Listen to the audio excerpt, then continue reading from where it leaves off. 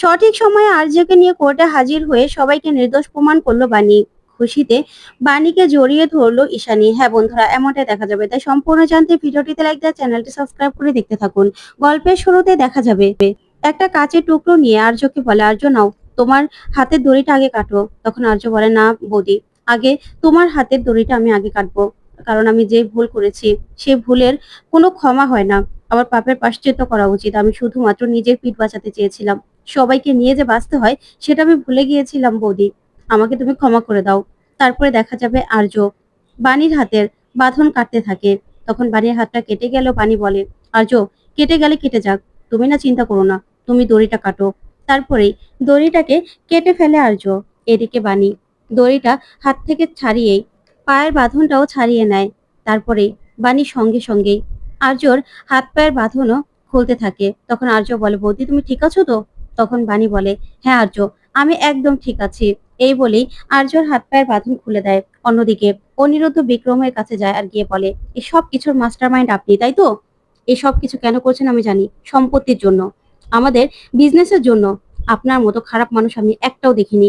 আমিও আপনাকে বলছি, কোর্টে না আমি সবটা প্রমাণ করে যাব যে এই সব কিছুর পেছনে আপনি আছেন। তখন বিক্রমদেব বলে, শোনো অনিরুদ্ধ, তোমাকে আরেকটা কথা বলি, বিজনেসে না মাথা ঠান্ডা করে রাখতে হয়, মাথা এরকম গরম করলে চলে না, তখন ভুল হয়ে যায়।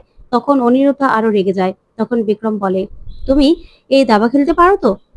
আমার একা একা খেলতে ভালো লাগে না, আমার সঙ্গে খেলতে পারো। তখন অনিরুদ্ধ বলে, আর্য আর অন্তরা কোথায়? বলুন আর্য আর অন্তরা কোথায়?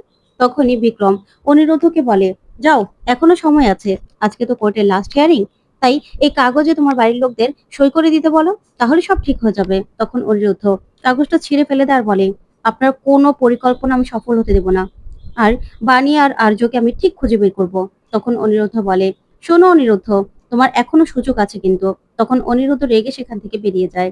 ওইদিকে বাণী আর আর্য বেরোতে চায়। তখন আর্য বলে, বৌদি সাবধান, আমাদের আস্তে আস্তে বেরোতে হবে। অন্যদিকে অনিরুদ্ধকে পুলিশ অফিসার ফোন করে আর বলে, মিস্টার চ্যাটার্জি, আমরা সেই রঙের গাড়ি দেখে আর নাম্বার দেখেই সবটা খোঁজার চেষ্টা করছি, আপনি চিন্তা করবেন না। তখন অনিরুদ্ধ বলে, যত তাড়াতাড়ি সম্ভব করুন অফিসার, খুব বিপদ ওদের, আপনি বুঝতে পারছেন না? ওইদিকে বাণী আর আর্য একটা মোবাইল দেখতে পায় টেবিলের উপরে। তখন চুপি চুপি সেই মোবাইলটা নিয়ে তারপর জায়গা মতো এসেই বাণী আর আর্য বসে পড়ে। তারপর অনিরুদ্ধকে ভিডিও কল দিতে থাকে বাণী। তখনই অনিরুদ্ধ দেখতে পায় যে মোবাইলে ভিডিও কল এসেছে আননোন নাম্বার থেকে। তখন অনিরুদ্ধ বলে, আননোন নাম্বার? তারপরে ফোনটা রিসিভ করতে বাণীকে দেখেই বলে, বাণী, তোমাদের কোনো কথা আসছে না, মিউট করা মনে হচ্ছে। তখন বাণী বোঝানোর চেষ্টা করে ওরা কোথায় আছে, আশপাশটা দেখায়। এদিকে অনিরুদ্ধ বলে, তুমি চিন্তা করো না, তুমি তো আমার কথা শুনতে পাচ্ছ, আমি তোমাকে বলছি, তুমি একদম ভেবো না, আমি আসছি, যত তাড়াতাড়ি সম্ভব তোমাদেরকে আমি ঠিক উদ্ধার করব, তোমরা ভেবো না। তখন বাণী অনিরুদ্ধর কথা শুনে কাঁদতে থাকে। ওইদিকে গুন্ডারা তখনই এসেই বলে, দেখেছিস, রক্তের দাগ, নিশ্চয় ওরা হাত পা ছুটানোর চেষ্টা করেছে বা ছুটে ফেলেছে। তখনই এসেই আর্য আর বাণীকে কথা বলতে দেখে সঙ্গে সঙ্গে গুন্ডাগুলো মোবাইলটা নিয়ে নেয় আর বলে, স্যার ঠিকই বলেছিল, এগুলো না দুরন্ত মাল, ওদেরকে বস্তাবন্দি করো। তখন আর্য বলে, ছাড়ো বৌদিকে, ছাড়ো, আমাদের সঙ্গে এরকম করো না। তখনই ওদের দুজনকে বস্তাবন্দি করে দেয় সেই গুন্ডাগুলো। তখন বাণী বস্তার মধ্যে থেকে মনে মনে বলে, আচ্ছা মিস্টার চ্যাটার্জি আমাদের খুঁজে পাবে তো? ওইদিকে অনিরুদ্ধ মধুরা ম্যামকে ফোন করে আর সবটা জানায় আর বলে, মধুরা ম্যাম, বাণী আর আর্যকে কিডন্যাপ করা হয়েছে, তাই আমি জানি আপনি ঠিক সবটা সামনে নিতে পারবেন, আপনি কোর্টে সময় চেয়ে নিন, আমি যে করে হোক ওদেরকে সময় মতো নিয়ে আসছি। তখন মধুরা ম্যাম বলে, কিন্তু অনিরুদ্ধ, এটা কি করে সম্ভব হতে পারে? যত তাড়াতাড়ি সম্ভব ওদেরকে নিয়ে কোর্টে হাজির হতে হবে। তখন অনিরুদ্ধ বলে, ম্যাডাম চিন্তা করবেন না, আমি আসবো। অন্যদিকে বাণী আর্যকে বলে, আর্য, ভয় পেও না, তুমি ঠিক আছো তো? বাঁধনটা মনে হয় আগলা করা যাচ্ছে। তখনই দুজন বস্তার মধ্যেই নড়াচড়া করতে থাকে বাঁধনটা খোলার জন্য। অন্যদিকে তানিয়া শ্যামলীকে বলে, আচ্ছা ঠাম্মি আর মিষ্টি মা, সবাই দিদিভাই সবাই কোথায়? বাবার মা তো বলেছিল সবাইকে নিয়ে বাড়ি ফিরবে, এখনো কেউ আসছে না কেন? ঠিক তখনই বিদ্যুৎ আসে আর এসে বলে, তানিয়া দেখো, তোমার জন্য আমি কি নিয়ে এসেছি, দেখো খেলনা নিয়ে এসেছি। কিন্তু তানিয়া কিছুতেই খেলনা ধরে না। তখন বিদ্যুৎ বলে, শোনো তানিয়া, ওরা না আর আসবে না, ওরা কোথায় আছে জানো? ওরা জেলে আছে। তখন তানিয়া বলে, তুমি মিথ্যে কথা বলছো, আমার বাবা বলেছে সবাইকে নিয়ে বাড়ি ফিরবে। তখন বিদ্যুৎ বলে, ঠিক আছে, ওরা কোথায় আছে তুমি দেখতে চাও তো? চলো, আমি তোমাকে নিয়ে যাব, তুমি দেখবে ওরা সবাই কোথায় আছে। তখন বিদ্যুৎ শ্যামলীকে বলে, মা, তুমি তানিয়াকে রেডি করিয়ে দাও তো। তখন শ্যামলী বলে, বিদ্যুৎ, দরকার নেই, তুই বুঝতে পারছিস না? ও একটা বাচ্চা মেয়ে, ওর কি এসব দেখার দরকার আছে? তখন বিদ্যুৎ বলে, মা বুঝতে পারছো না, তুমি যাও তো, যেটা বলছি সেটা করো। তারপরে শ্যামলী বাধ্য হয়ে তানিয়াকে নিয়ে চলে যায়। ওইদিকে বিদ্যুৎ বলে, এবার তানিয়াও বুঝুক সবাই কোথায় আছে, ওর মা কত বড় খারাপ। এইদিকে ঈশানী, তারপর নয়নতারা সহ সবাই বসে আছে কোর্টের মধ্যে। তখনই বিরোধী পক্ষের উকিল দাঁড়িয়ে বলে, ইওর অনার, আজকে যারা সাক্ষী ছিল তারাই না মিসিং, তারাই কোর্টে হাজির হতে পারেনি।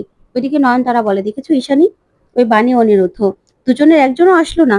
ওদের আর আমাদের ছাড়ানোর দায় কিসের? ওরা তো নিজেরাই সম্পত্তি ভোগ করবে সেই চিন্তা করছে, সেই জন্য কোর্টে এলো না। তখন ঈশানী কি বলবে কিছুই বুঝতে পারে না। তখন সাথী বলে, মাসিমা, আপনি এরকম কথা বলবেন না। আমার মনে হচ্ছে বানি আর অনিরুদ্ধ ঠিক আসবে, ওরা এরকম কিচ্ছু করতে পারে না। তখন তাপস বলে, ঠিক বলেছো, আমিও জানি। তখনই দেখা যাবে জজ সাহেব বলে, অ্যাডভোকেট মুখার্জি আপনি বলুন। তখন অ্যাডভোকেট মুখার্জি বলে, ইওর অনার, এই কেসটা খুবই জটিল। এখানে আসলে সাক্ষীরা যখন দেখতে পেয়েছে যে আসলে ওরা কোনো কুলকিনারা করতে পারছে না, মিথ্যে কথা এখানে কোনো চলবে না, সেই জন্যই ওরা আজকে আসেনি। তখন শিবনাথ রায় চৌধুরী বলে, ইওর অনার, আমি এত বছর ধরে ব্যবসা করছি, কোনো রকম কোনো কলঙ্ক ছিল না। এই বিক্রম দেব এই সবকিছুর সঙ্গে জড়িত, ও আমাদের ফাঁসাচ্ছে। তখনই অ্যাডভোকেট মুখার্জি বলে, দেখুন, বিক্রম দেব মাত্র আসলো, কদিন হয়েছে, উনি কেন আপনাদের ফাঁসাবে? এই কেসের সঙ্গে ওনার কোনো সম্পর্ক নেই। তখনই নয়নতারা কাঠগড়ায় উঠে আসে আর বলে, জজ সাহেব, আমি আপনাদের বলছি, এসব আসল দোষী হলো ওই বাণী ডাকাত রানী। ওকে না ধরে আনুন, ওকে ফাঁসি দিন, যাবজ্জীবন দিন, যা দিন, তাহলে দেশের সবকিছু দেখবেন ঠিক হয়ে গেছে। এই মেয়েটাই সব থেকে খারাপ। ও আমাদের জীবনটা পুরো শেষ করে দিয়েছে, 1 বছর ধরে আমাদের জীবনে এসেছে, আমাদের জীবনের সব শেষ করে দিয়েছে। তখনই জজ সাহেব রেগে যায় আর বলে, কি ব্যাপার মিসেস সেন, এগুলো কি বলছো আপনার ক্লায়েন্ট? তখন মধুরা কি বলবে কিছু বুঝতে পারে না। তখন ঈশানী বলে, ইওর অনার, আমি ক্ষমা চাইছি আমার ছোট মার হয়ে। তবে ইওর অনার, আমি কোনোদিনও ভাবতে পারিনি আমাদেরকে কোর্টে আসতে হবে এরকম হয়ে। এই যে আমার শ্বশুর মশাই অসুস্থ, সাথী অসুস্থ, আমার শাশুড়ি মা অসুস্থ, আমার হাজবেন্ড অসুস্থ, তাই আপনি আমাকে ধরে রাখুন, সবাইকে ছেড়ে দিন। তখন জজ সাহেব বলে, কাকে ছাড়বো ধরবো সেটা আমি ঠিক করব, কোর্ট ঠিক করবে, আপনি বসুন। তারপরে দেখা যাবে বিক্রম মনে মনে বলে, কি ব্যাপার, ওদের কাছে কি প্রমাণ থাকতে পারে? তখন মধুরা বলে, ইওর অনার, আমি এই সিসিটিভি ফুটেজটা কোর্টে হাজির করতে চাই। তখনই কোর্টে দেওয়া হলেই সেখানে স্পষ্ট দেখা যায় যে আর্য আর বাণীকে গুন্ডারা তুলে নিয়ে যাচ্ছে। তখনই মৌলি বিক্রম দেবের দিকে তাকায় আর বলে, কি ব্যাপার মিস্টার দেব, এইভাবে ওরা ফুটেজ কি করে পেল? আপনার লোক নাকি ভালোভাবে কাজ করছে, এই তার কাজের নমুনা? তখন তো বিক্রম দেব মনে মনে বলে, না না, এটা হতে পারে না, এই ফুটেজ কোথা থেকে এলো? তখনই বিরোধী পক্ষের উকিল বলে, আচ্ছা ম্যাডাম, মনে হয় খুব বেশি সিনেমা দেখেন, তাই না? না হলে এসব কি? তখন মধুরা ম্যাম বলে, এসব কি আপনি বুঝতে পারছেন না ভিডিও দেখে? বাণী এবং এই কেসের প্রধান সাক্ষী আর্য দুজনেই কিডন্যাপ হয়েছে। তখনই তাপস আর সাথী চমকে যার বলে, বাণী আর আর্যকে কিডন্যাপ করা হয়েছে? তখন নয়নতারা বলে, আর্য আমার নাতি, আর্যকে কিডন্যাপ করা হয়েছে? তখন সাথী বলে, এই কেসটা বড্ড জটিল হয়ে যাচ্ছে, এবার কি হবে? তখনই মধুরা ম্যাম বলে, ইওর অনার, আমার কেসের প্রধান সাক্ষী হলো আর্য, সে আর্যকে কিডন্যাপ করা হয়েছে। তখনই উকিল বলে, যাক, আমি এতক্ষণ ভেবেছিলাম আপনি সিনেমা ভালো দেখেন, এখন তো দেখছি আপনি উপন্যাসও ভালো পড়েন মনে হচ্ছে, সেই জন্যই তো উপন্যাসের সংলাপগুলো এখানে বলছেন, তাই না? তখন মধুরা ম্যাম বলে, আপনি বুঝতে পারছেন না কিডন্যাপ কাকে বলে? ওদেরকে কিডন্যাপ করা হয়েছে, ফুটেজটা ভালো করে দেখুন, এখানে কোনো বানানো কিচ্ছু নেই। তখনই বিক্রম মনে মনে বলে, এই ছেলেগুলোকে নিয়ে আর পারলাম না, ওরা তাকিয়ে দেখবে না যে কোথায় সিসিটিভি ক্যামেরা আছে, কি আছে, কোথা থেকে জোগাড় করলো? তখন মধুরা ম্যাম মনে মনে ভাবে, অনিরুদ্ধ আমাকে বুদ্ধিটা ভাগিয়ে দিয়েছিল, না হলে তো এই ফুটেজটা আমি কোথাও পেতাম না। তখনই দেখা যাবে বিরোধী পক্ষের উকিল আটকানোর অনেক চেষ্টা করে। তখন মধুরা ম্যাম বলে, ইওর অনার, আমি একটু সময় চাইছি, অনিরুদ্ধ চ্যাটার্জি গেছে ওদেরকে উদ্ধার করতে। তখনই জজ সাহেব বলে, ঠিক আছে, মধ্যাহ্ন বিরতির পরে এই কোর্টের কার্যক্রম আবার শুরু করা হবে। তখনই বিরোধী পক্ষের উকিল বলে, না ইওর অনার, উনি শুধু শুধু অযথা কোর্টের সময় নষ্ট করছে, আসলে এরা অপরাধী। কিন্তু জজ সাহেব কোনো কথাই শোনে না, সেখান থেকে বিরতি দিয়ে চলে যায়। তখনই মধুরা ম্যাম অনিরুদ্ধকে ফোন করতে থাকে। তখন অনিরুদ্ধকে বলে, আচ্ছা ঠিক আছে, আপনি দেখুন, আপনি বুঝতে পারছেন না, এদিকে আমি কিছুতেই আটকে রাখতে পারছি না, কোনো কিছু সামলাতে পারছি না। ওইদিকে বিক্রম দেব নিজের লোকদেরকে ফোন করতে থাকে আর বলে, এ অপদার্থগুলো এই সময় ফোন ধরছে না, কি করব আমি? অনিরুদ্ধ কোথায় গেল, ওদেরকে খুঁজতে, সেটাই তো বুঝতে পারছি না। তখন অনিরুদ্ধ বাণীর ভিডিও কল অনুযায়ী সেই ঠিকানা দেখিয়ে দেখিয়ে লোকদের জিজ্ঞাসা করতে থাকে।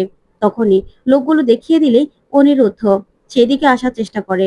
এদিকে আর্য আর বাণী বস্তা থেকে বেরিয়ে আসে। তখন আর্য বলে, বৌদি চলো। তখন বাণী বলে, না আর্য, তুমি বেরিয়ে যাও, তোমার যাওয়া সব থেকে জরুরি দরকার। এদিকে অনিরুদ্ধকে পুলিশ অফিসার ফোন করে আর বলে, আমরা সিসিটিভি ফুটেজটা উদ্ধার করতে পেরেছি। সেখানে অ্যাশ অ্যাশ কালার একটা গাড়ি, যেটার লাস্টের নাম্বার হলো 00। তখন অনিরুদ্ধ বলে, আসলে চোখে স্প্রে করেছিল, নাম্বারটা ভালো করে দেখতে পাইনি। আমি না একটা বালুর গোডাউনে এসেছি, সেখানেই হয়তোবা বানিয়ে আর আর্য আছে, আমি সেখানে এসেছি। তখন অফিসার বলে, আপনি একা ঢুকবেন না, আমরা আসছি।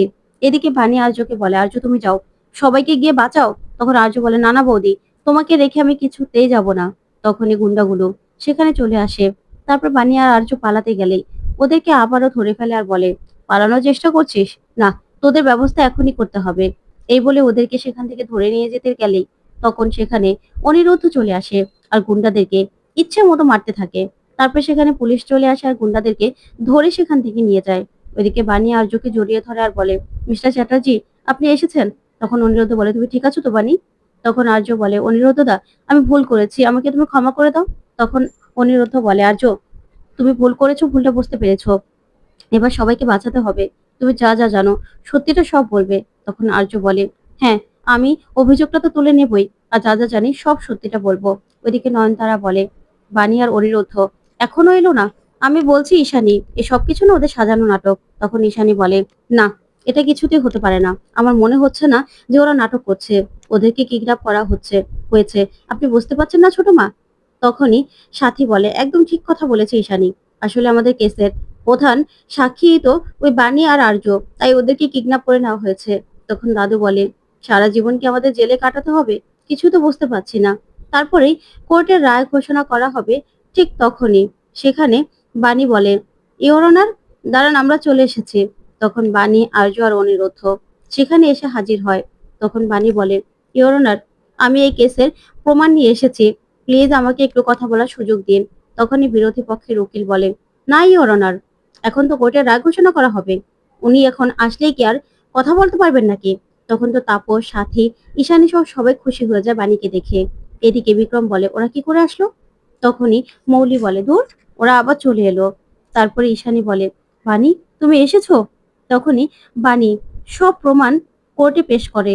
আর তখন সব সত্যিটা দেখে জজ সাহেব সবাইকে নির্দোষ প্রমাণ করে। আর এইদিকে সঙ্গে সঙ্গে ঈশানী এসেই বাণীকে জড়িয়ে ধরে কাঁদতে থাকে যে বাণী ওদেরকে আজকে বাঁচালো। তো বন্ধুরা, কেমন লাগলো আজকের আপডেট? কমেন্ট করে জানাতে ভুলবে না। ধন্যবাদ।